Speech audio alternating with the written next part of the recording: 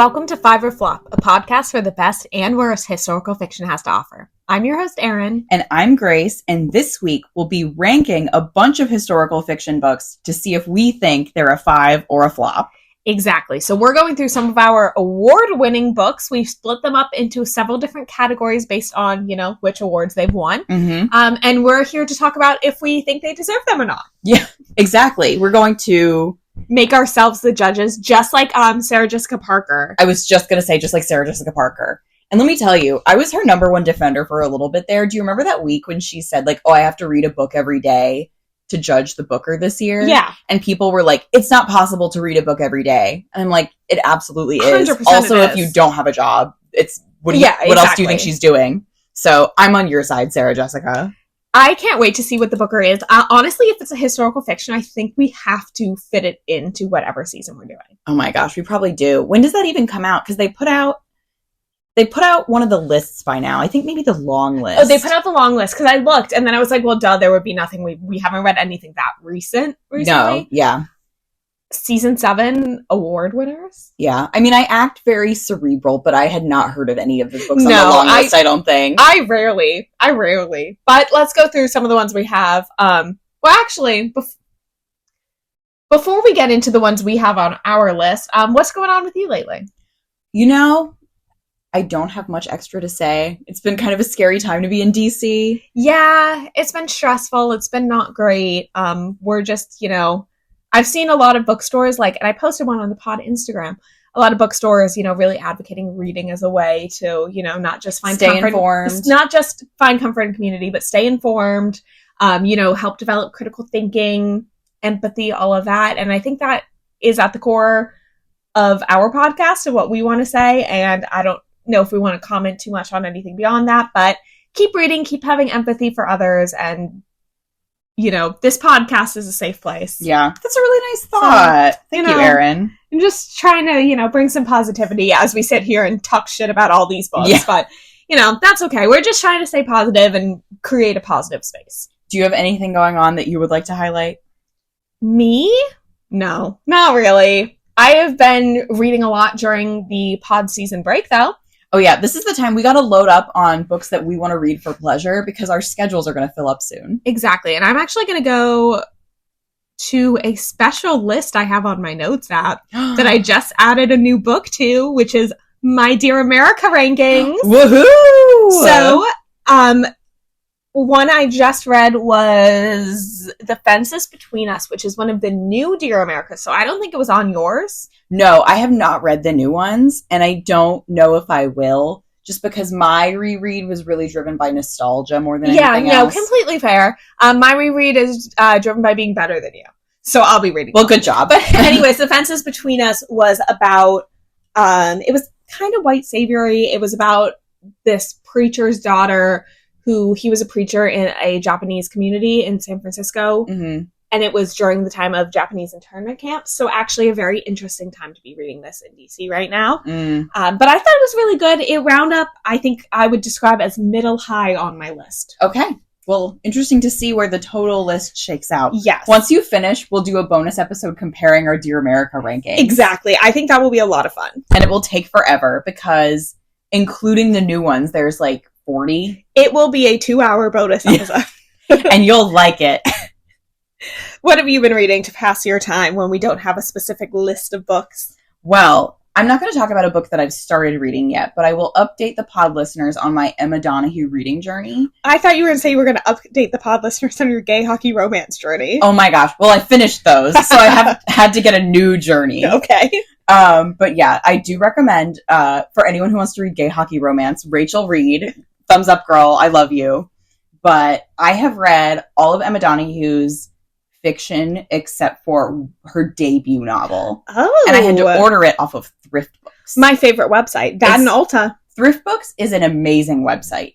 They have an amazing rewards program. They are very communicative. You could get cheap books that are in decent condition. So anyway, I had to order it off of Thrift Books, and it did come. So I have it, and I am preparing to read it. And then I will have read all of Emma Donoghue's books. On the subject of, well, that's awesome. I'm very happy for you. Yes. On the subject of thrift books, did you ever use paperback swap growing up? No, I don't know what that is. We need to have a bonus episode, except you're not on it, and it's just my mom, and my sister talking about how much we used Paperback Swap, which was basically a book swap website. So you uploaded any books you want to get rid of, and then people would, select it, and you'd print out the thing and ship it to them, and then you get a credit, and then you could go and select a book. Oh. And it was incredible. It funded my reading addiction for years, and it was free to use. Does it still exist?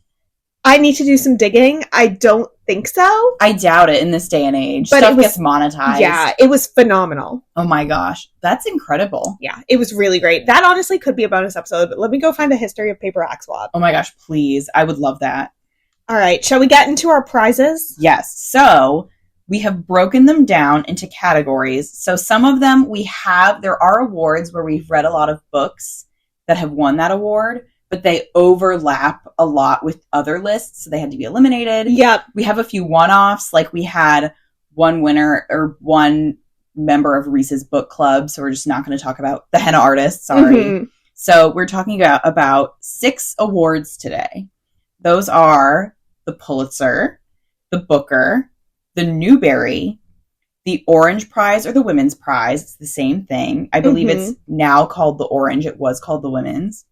The British Fantasy Award, which I did not realize that we had multiple books that had won that, but we do. Interesting. And the Stonewall Book Award. And then you might also, I wanted to add a disclaimer here, because you might have thought, like we both thought, that we would have a lot of books that had won the Lambda Award. Mm-hmm. But this is the same case with the Lambda Literary Awards and with the Newbery.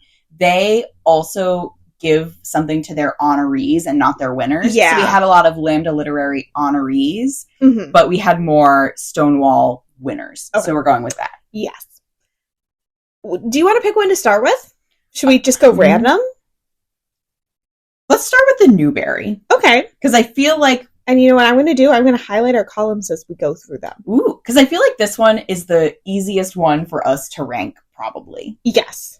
Our books that have won the Newbery Medal are Number the Stars, Johnny Tremain, and Bud Not Buddy. I was going to ask you to give us a short summary of what that award is, but it's the children's one. Excellence in Children's Literature. Based on those titles. All right. I think I can't even say I think they're all deserving, because I don't think Johnny Tremain deserves anything. It's truly hard to say how deserving they are without knowing what they're up against. Yeah. Like, I guess I would say, even though I didn't like Number the Stars that much, I'm not going to take their win away from them, because clearly that book has withstood the test of time in a way that most books do not. Oh, absolutely. But thumbs up for Bud Not Buddy. That book's amazing. I think absolutely that deserves it. And that's the top for me of those 3 easily. And then probably Number the Stars. Yep. And then Johnny Tremain. I think these are all, I'll give credit where credit's due. Johnny Tremain has clearly also stood the test of time and has proven influential in children's literature. Mm-hmm. I think all of these are fair ones to have won. Yeah, fine. Go ahead. Fine. Our fine category. All right. You pick the next one. Let's go with the Stonewall Book Award, because I don't think either of these should have won.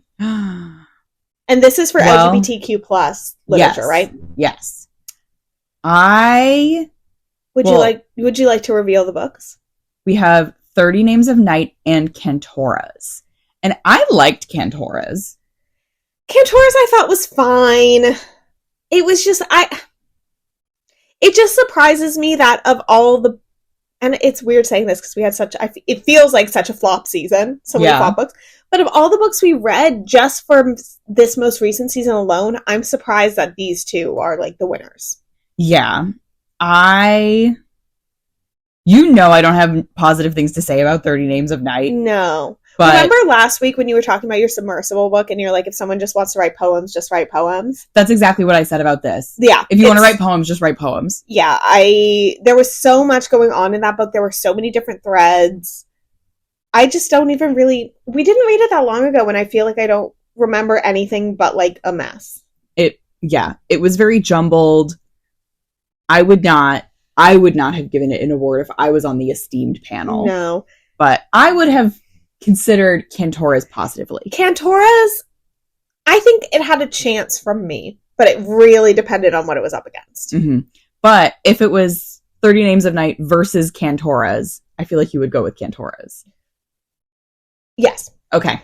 What I guess let's go back for Newbery, and let's do this also, because I'm just now thinking, I'm brainstorming.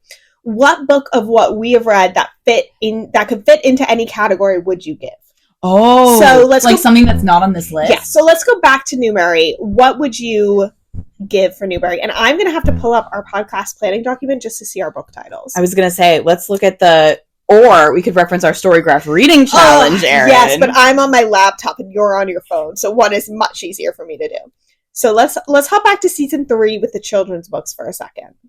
And we're obviously not looking up like the very specific minutia of what qualifies. Yes. This is just a generalization. Well, in that vein, I was just about to say a couple of my favorite books for this season, I do think, because we read children's and YA. Exactly. The Newbery is not a YA award. So my favorite book of the season was definitely Codename Verity, but that would not qualify to win the Newbery. Let's take out that. Let's take out Between Shades of Grey, and let's take out, The Book Thief was a different season, but let's take that out too. Yeah. It's hard to tell. I actually don't know if Chains would qualify or not, because I feel like that's kind of middle grade. I would say toss it in. I would say Chains probably. Out of this list, I think that it is very deserving of an award. I would go Listening for Lions. Mm-hmm. I thought that was a really interesting perspective of like a child, dealing with grief, dealing with really hard circumstances. And I do believe Gloria Whalen was a winner of a Newbery for a different book. Is she still alive? I'm Googling to see if she's alive. Yeah, she had written a lot of books. I wouldn't be shocked. Oh, I'm sorry. No, she won the National Book Award. Oh. Which is arguably better. And yes, she is 101 years old and she is still alive. What do we have to do to get her on the podcast? Oh my gosh. Probably go to Michigan. We would go to her residency. All right. Now let's take it back to the Stonewall Book Awards. Yes, and I'm going to scan real quick over all of our seasons because I know that we did not only read queer books last season. Yes. We have read other queer books. Mm-hmm. I think the other Boleyn girl should win that award for the implication, for the sensitive handling of the Boleyn brother being gay. Oh, absolutely. It was so great, and gay people would love that. I don't even know what I would go with. I guess I would say Pull of the Stars. That might be what I say too. I feel like it wouldn't win because the relationship aspect was not as central to the plot. Mm-hmm. So I would give a second choice, and my second choice would be Daughters of the Deer. I think those are my top two also. Yeah. Yeah, I think that they're also both very thoughtful in a way that feels awardy. Exactly. Yeah. They feel like books that would win awards. Not to fall into the trap of books that win awards need to be in a certain way, but we're working off of a very short list of books here that are eligible for a fictional award. All right. Let's hop over to maybe our weirdest one, which is the British Fantasy Award. And for this one, when we pick the winner, we're just going to do any fantasy because I don't know where these authors are from. Oh my gosh. Well, I think we might have maybe one other book that could qualify for also, that. Also, are these authors British? I don't even know if it's British in that the authors are British. It might just be that they have UK publishers, or it's that the judges are British. We don't really know the qualifications for this, but let's talk about our winners.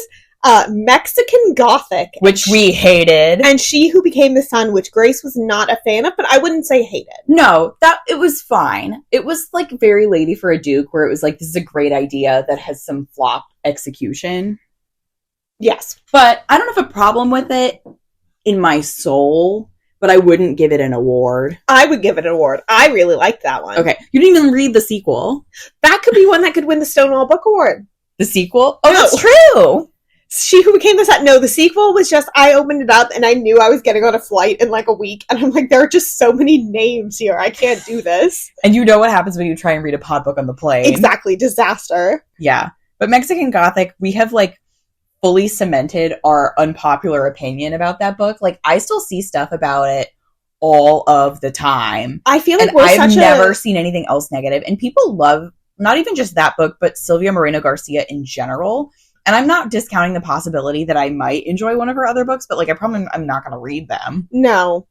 I just don't. We are such the minority opinion on that book.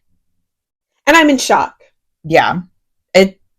I just don't understand. We need to get someone on like we did for Hannah in the Love of Time of Cholera episode and just badger them. Yeah, and just be like, why? Why? We just need to know why, because I genuinely don't understand why people like that one. Like, it was not good. However, She Who Became the Sun, though, I loved the fantasy elements of each book, too. Let's talk about that for a sec. I loved in She Who Became the Sun. I thought it was subtle and well done. I was going to say, it was hardly integrated. Like, I remember, I think I'm the one that maybe put this on the list. Because I had vaguely heard of it. And then when I was reading it, I was like, wait, I thought this was a fantasy book. Like, this is just like a normal historical fiction book. Because it came in kind of late, and it was not a central feature of the plot, but it was done super well. So I actually am glad to note that this award awarded this book for being fantasy, even though it's like not an overbearing, obvious kind of fantasy. Versus Mexican Gothic, where it felt like really forced to me. Yeah. And just like caricature-y evil. Mm-hmm. Mm-hmm. I think there are only other qualifier. Well, I would Babel, yes. And I would also say Song of Achilles. Probably, yeah. Babel is my answer to this. You guys remember that I gave it a 5. I love that book. I do think I could also offer up, depending on what their age restrictions might be, Magic Tree House. Yeah. I think Magic Tree House deserves awards. I would say Magic Tree House, for sure. And British people would love it. Exactly. I did like Song of Achilles, though. I think it's not super fantasy, of course. It's like mythology. Mm-hmm. But, like, if we're leaning in that vein, I think it's But it does kind of posit. It's not one of those books that are just like, here's what happened during the war at Troy, which is something that we can kind of confirm did happen in, like, real life using archaeology and whatnot. But it posited that, like, the gods were real and, like, the main characters were talking to them and stuff like that. So there is that fantasy element to it. Yes. But this is a good segue into our next prize. Yes. Because this is one that the Song of Achilles won. Mm-hmm. And that is the Orange/Women's Prize. Yes. So formerly the Women's Prize, currently the Orange Prize. And this is for women authors. Yes. Which is interesting because you're like, Song of Achilles won the Women's Prize because it is a famously gay man book. However, this is such an interesting grouping of 3 books. I know. It's the 3 most random books that we have grouped so far. And it is The Song of Achilles, Half of a Yellow Sun, and Hamnet. Yeah. 3 divas in their own right. Exactly. And wait, have we told the pod audience what is happening next April?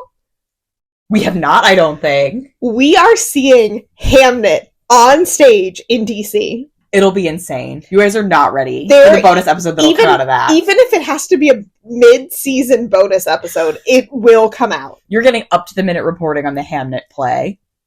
I don't want to spend too much time on it now because we're going to have to like keep building anticipation over the next year and revealing bits and pieces. But I think Hamnet is a super deserving of an award. I love Maggie O'Farrell. Mm-hmm. Doesn't surprise me that she won this. I think it's of the... I don't know if she's won it for everything else because I haven't like looked into it. Mm-hmm. Of the books she's won it for, I think this was an interesting one. Mm-hmm. Hamnet is my beloved, but Hamnet we acknowledge that it has flaws. It's not my favorite of Maggie O'Farrell's books either. Mm-hmm. So, well, I have not read any other of Maggie O'Farrell's books, and strangely, considering that all of these books are extremely different from each other, I have kind of the same opinion about all of them, which is that they're all kind of 4s for me. Yeah. So I'm not to the point where I'm like, that definitely shouldn't have that award, but it's also not like my socks are so knocked off, it should win every award. Mm-hmm. So I suppose I support these 3 books having the Orange Prize. Yeah, I think so too. Half of the Yellow Sun was not my favorite book, but I think it's definitely like an award-winning book. I think that's deserved. Mm-hmm. Song of Achilles, yeah, I think a lot of, and I don't know if this is something that's factored into this prize or, should be factored in, but that book made a big splash. I was going to say, it's kind of the rare book that's very critically and commercially appealing. Yes. And I hope that Madeline Miller puts out more books because I would just be interested to see what she does with her, like, what story she would pick next. Absolutely. And I think there's a lot of places that she could go. But anyways. And we know our Queen Maggie O'Farrell is still doing stuff. Oh, I still have many books by her to read. But let's go and let's pick and let's search through all of our books for any of them. I say for any, for, the many books written by women on here. I just need a refresher. I'm surprised The Color Purple never won that one. Maybe it wasn't around then. Maybe not. It might be a newer one. Let's Google real quick. While you do that, I will continue looking. I feel like I'm going to give a couple options here. You could even go like one per season or something. I'm going to go one per season because we have read a lot of books by women. Okay, yeah. The Orange Prize only began in the 90s. Okay. And so obviously The Color Purple would have missed it. But also it is awarded annually to a female author of any nationality for the best original full-length novel written in English and published in the United Kingdom. Okay. So that's most books written in English, I would imagine. I would assume that is going to be all of ours. Mm-hmm. Oh, and they have a nonfiction prize for books written by women. That's so nice. I wonder if Maggie O'Farrell's nonfiction has won that. I should check. So if we're going season by season, do we want to go back and forth, or should I just read all of mine at once? Let's go back and forth. It'll be fun that way. Season 1, Homegoing, no question. Okay. My season 1, Violetta. Oh, damn. So maybe a question. Well, then we each get to pick one. So exactly. Everyone gets to win. There's a seat at the table for everybody. Number 2, which was bestseller. Number 1 was Every Continent. Number 2 is bestsellers and book talk hits. Yes. And I'm going to go because I was blown away by how few awards this book has. Pachenko. Yeah, I'm surprised it's not on our award list. I know. I think Pachenko was on the short list for the Pulitzer or something like that. Let me double check because I remember putting this list together and being like, there's no way that I don't have Pachenko on here. But there was way, sadly. You might think that I'm so torn. Can I give 2 for 2 different reasons? Of course. The 4 Winds, Kristen Hanna, I thought was really incredible. I loved it. Mm-hmm. And I think that is the obvious pick for me. The sleeper pick, Lessons in Chemistry. Oh. Because I think it was just such an interesting concept of a book, and I do think it was very well executed. Uh-huh.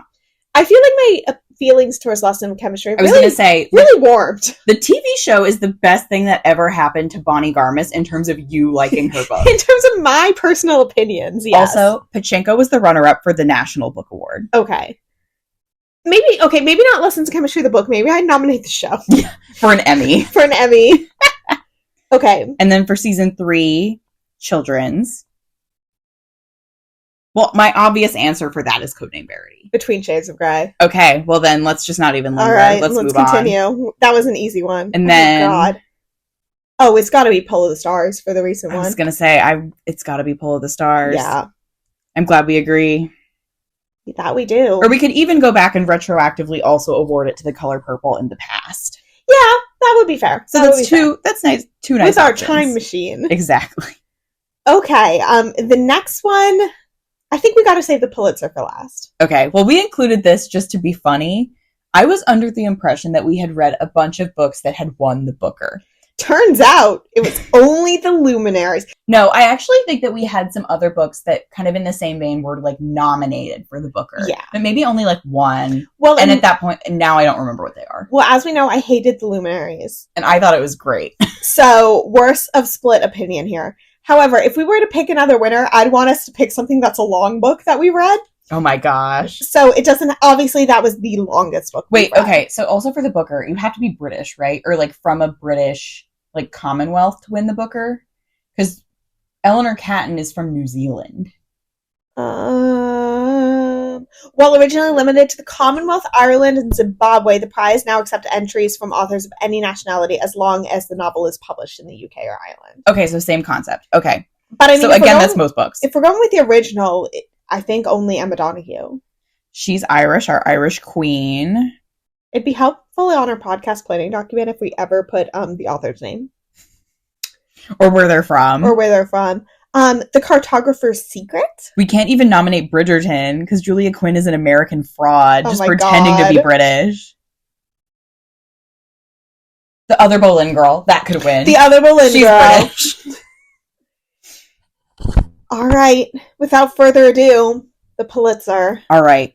We have officially read, we're not going to forget, as of the end of season 4, we have read 5 Pulitzer winners. Yes. And they are, Erin, would you like to do the honors? I would love to. All the Light We Cannot See, The Night Watchman, The Underground Railroad, Middlesex, and The Color Purple. Okay. And of these, I only didn't like The Night Watchman. I only didn't like All the Light We Cannot See. And that was a 3 for you. I was going to say, I have a fine, a 4, and 3 5s. Yeah. So, it's tough. So when we do our Pulitzer season, and Grace is like, wow, all these books are so good. You know, I will be a simp for the Pulitzer. Yes. Except for The Night Watchman, which I thought the plot was clunky. Mm-hmm. I think they're all deserving. Yeah. Would you... Actually, no, hold on. I think basically all of my top 3 favorites, The Underground Railroad, Middlesex, and The Color Purple, I think they did really important things in terms of their moment in culture. And actually, I would include The Night Watchman in that too. Yeah, and I would agree with you that All the Light We Cannot See is kind of just another World War II book. Yeah. Well, to be honest, I don't have a problem with, like, that winning the Pulitzer. I don't think that needs to be a requirement. But I can see why... Like, I think a good book can just be, like, a good book. But I can also see why something like The Underground Railroad really, like, resonated with people in a special way during that awards year. And it's the moments they came out, too. Like, when they were published is important. Yeah. Well. Like, this year, the Pulitzer, or I guess for last year, technically, winner was James, which I have read, which is the perspective of Jim from Huck Finn, who's the enslaved character. And it was fabulous. Yeah. So I can see why it won, because it was fabulously written, and also why that topic currently resonates with people. Yeah. And I think that is something too important to consider. I loved All the Light We Cannot See. Don't get me wrong. I think it was a great book, but I don't think it had that factor compared to the other ones. No. So here, I feel like I can do my ranking decently easy. Yes. 5, All the Light We Cannot See. 4, The Night Watchman. I didn't have the problems with it that you did, but it didn't, like, blow. It didn't imprint on my heart like the way the other ones did. Then probably 3, The Color Purple. That one might be a victim of me having read it really recently compared to the others, but there's nothing I can do about that. And then I think as an overall package, I prefer The Underground Railroad. For the prose, I prefer Middlesex. Okay. So they're kind of neck and neck. Oh, gosh. Okay, well, my last one is The Night Watchman. And then probably The Underground Railroad. As I said before, I think it's a great book. I just read it at a bad time. I would like to go back and reread it one day, for sure. That is on my reread list. And have you read The Nickel Boys? I can't remember. Yes. Okay. I did the audiobook, and I loved The Nickel Boys. Okay. Then The Color Purple.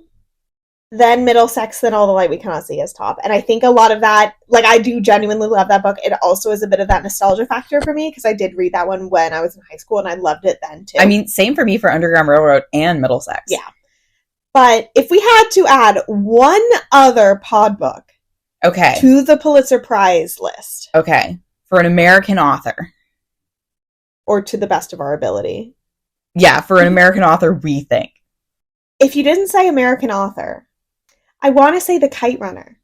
But the author is from Afghanistan. But he now lives in the U.S. He lives here. So I would allow it if I was a judge. I would say The Kite Runner for all the same reasons we talked. Phenomenal book, but also just a very impactful cultural moment. I just looked it up. Min Jin Lee is from South Korea, but she lives here. Okay, well, I give it to The Kite Runner. Yeah. She lived in America since she was 7. I'm giving it to Pachenko again. Okay. There we go. Yeah. So, there we go. Do you have, I guess this is ridiculous to kind of ask, what is your, like, favorite list of these books? Like, which prize is the one that you're like, this is the best one? The Pulitzer. I was going to say, it has to be the Pulitzer. Because every other one has something on it that's like, eh. Yeah. And that one is just so strong, and also it's twice as long as any of the other lists. Yeah, exactly. So I actually didn't see, we have, off the top of my head, we have at least one more Pulitzer this season, and we might have more. On our coming season? Yeah. Spoilers. Okay, well, you'll have to wait and see when we drop that season 5 reading challenge. Yes, which will be, I guess, at the end of our last bonus episode. Yeah, we'll be announcing the same theme. Yeah. And are we announcing how many bonus episodes we're doing? have we decided? Oh, we're doing 4 bonus episodes. Yes, so you will hear us in your ears talking about season 4 stuff 2 more times. And then what is really fun is that we haven't picked which bonus episode we're doing next, which both are movies, and one we will be watching at my birthday. And we don't know which one either. No, and I think we're going to pick that right now. Okay. Cut this part out. Does it have subtitles? Yes. It's like in Korean, so. At my birthday, we're going to be watching The Color Purple. Either the movie or the musical, whichever we can access for free. Yes. Which I think might be the musical. The musical came out more recently. So it's definitely they're pushing it on. I think it came out like on Amazon or something. Okay. Whichever. You'll find out which version we're watching when we do. Yeah, we'll hold you in suspense. And we're going to have a blast one way or the other because we're also having a cookout for my birthday. So that'll be a lot of fun. So it will be a happy episode for you all to listen to. Yes. We should have good hot takes from the group as well. Until then, make sure you're following us on social media at @5OrFlop_pod. And as we've mentioned, you can find all of our Storygraph reading challenges. We'll probably publish the 5th one. We usually do it in line with like our second to last bonus episodes for the real go-getters to find the sneak peek at the season. Exactly. Who want to try and pull all the books together and figure out what the season theme is. Exactly. So keep an eye out for that new one. And in the meantime, you can, if you have any books that you think we should be putting on that reading challenge, you can fill out the recommendation form in the bio of any of our social medias, or you can just send us an email at 5orfloppodcast@gmail.com. And typically this would be a really great time to do that because around now, it's like when we're planning the books for the next season is when we're thinking of themes for the following seasons. Yes, it'll give us inspo. So this is a really great time to go in and get those. But in the meantime, happy reading! Bye!